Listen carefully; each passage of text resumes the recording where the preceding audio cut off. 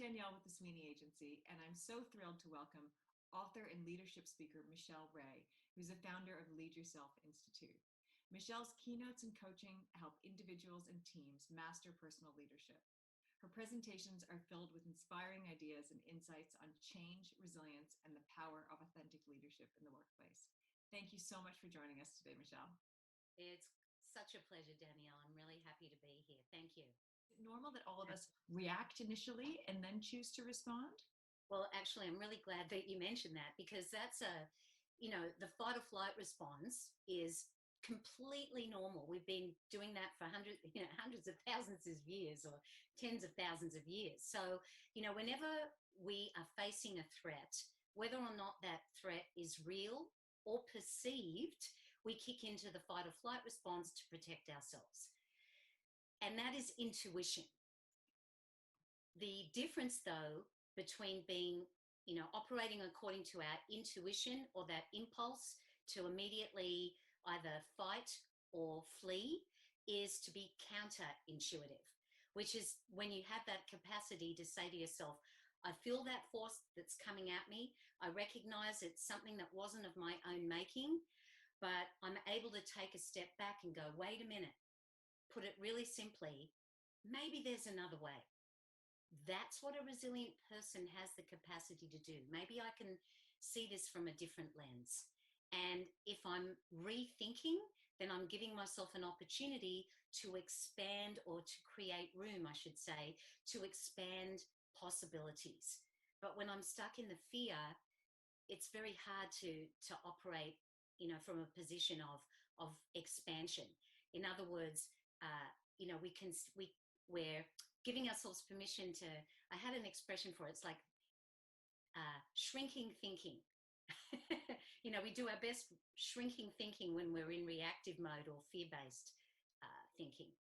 It's when I was writing my book, Lead Yourself First, and I focused a lot on change and resilience, and I believe that resilience is the cornerstone of our emotional and psychological survival. And in my book, I actually did some research on people that went through the September 11 attacks. They were either there, they were actually physically there, or in one of the buildings. And, there have been many, many stories, of course, and studies done on that tragic event.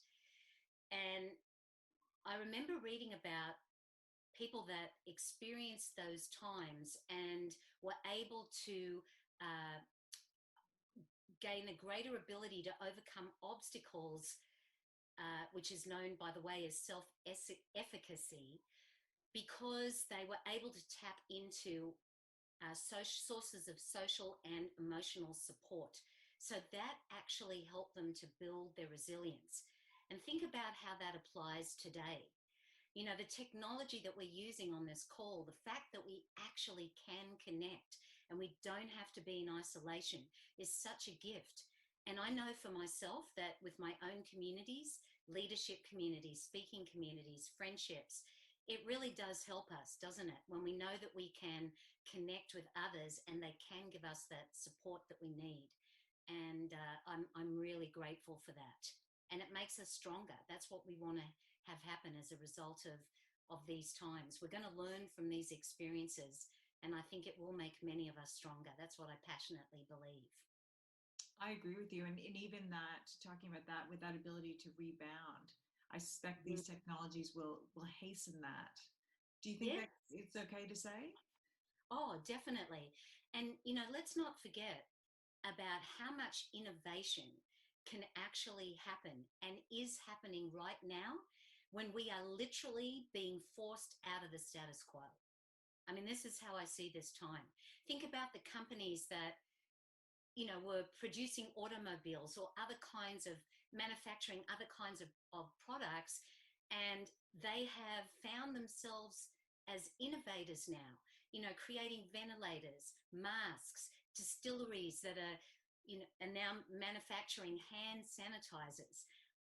They never thought that they would be doing something like this, but now there's a new opportunity and they're able to help and they're able to serve. And we've seen literally hundreds of examples of innovation, even amidst this global pandemic. So it's incredible what people can actually achieve. I think you're right. I think there'll be more to come. Yes, yes, I'm sure.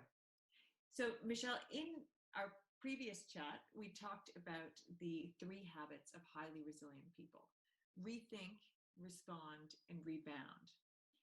Yes. In the case of teams, what can leaders do to create that culture of resilience? Such a great question. Well, there's one very simple answer, and that is that this is the time for a leader to role model resilience. That is how you set a resilient culture, because you need to set the example. And it was interesting. I was listening to a podcast from the chief of emergency medicine from the Mount Sinai hospitals in New York. There's about 8 hospitals, and he was asked actually a similar question, and I really loved his answer, because he was talking about letting your team rise to be the best at what they do. And I think that that is a sign of a great leader. And this is what this individual is doing. He knows that he's surrounded by brilliant people. If your team is working remotely right now, you know that they're just as brilliant as they were before you last saw them as they are right now. And when you have a lot of trust in your team's ability, let them do what they need to do. Let them rise to that occasion and trust that they're going to perform optimally. So in order to do that, you need to role model resilience. You need to role model trust. You need to be able to demonstrate to your team that it is possible to move through adversity because you've done it yourself. And I think that if many of us stop and think about this enough, that's a really great way to establish a new relationship, or to take your relationship to a deeper level with your team. You know, let's be more transparent. Let's show people what we've experienced in our own lives. This is a perfect time to strengthen the relationship, and people want that. They need that.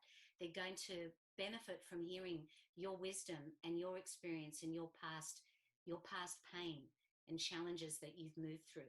Really important. It seems contradictory that there is an opening up required for that culture of resilience to happen in this time when we can't actually be one-to-one.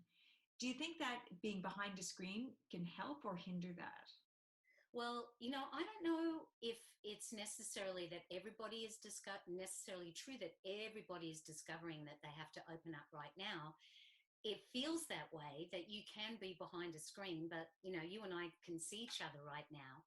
So I think that can strip away, the veneer, because people really need to be real. And I was thinking about this too, Danielle, when I had the amazing pleasure, a wonderful opportunity to work with a fantastic client of the Sweeney Agency, which is Sodexo USA. Now, I marveled at the fact that this team that I addressed, the talent acquisition team of Sodexo USA, 140 individuals, they all work remotely. They've been working remotely for years, and their senior VP is just an astounding individual, because she knows how to connect, and she makes a point of connecting. She knows the value of relating every single week with her team, having daily briefings with some of the senior leaders of her remote team. And she knows that they expect that from her. So it's something that comes very naturally for her, because she's, such a relatable person, and she makes a point of it, and it's expected. So you don't necessarily have to be physically apart to truly connect and demonstrate that you are a resilient leader, and that you are willing to make those connections and shoot the breeze with people and have some informal conversations before you get down to business, because people really want to know that you're there, and people really want to know that you care.